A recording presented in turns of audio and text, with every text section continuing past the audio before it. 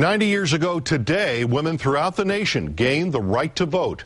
A drive is underway in Johnstown to better remember that change, honoring one of the city's most illustrious daughters. Bill Lambden joins us live with that story. Good evening, Bill. Good evening, Jim.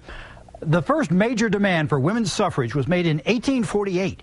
That happened at a convention in Seneca Falls. The driving force behind that convention was born, grew up, and lived much of her life in Johnstown. It's a bank building now, but 195 years ago, Elizabeth Cady was born in a house that stood here, attached to her father's law office, just a block away from the courthouse that was there then and is still here now in Johnstown. The courthouse where she learned so much about the law and the grossly unequal rights for women in the 19th century. And it was actually a 72-year struggle.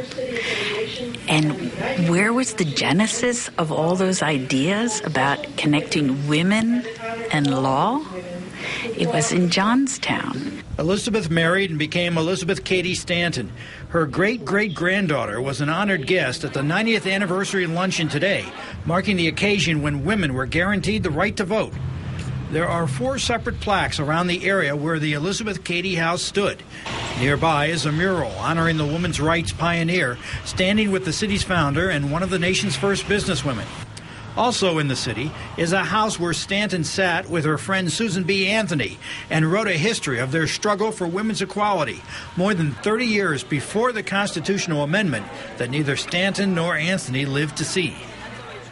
Now, Elizabeth Cady Stanton died in 1902, Susan B. Anthony in 1906. The 19th Amendment to the Constitution gave women the right to vote nationwide. It was certified on this day in 1920, shortly after the Tennessee legislature made that state the 36th to approve the measure, which passed by a single vote.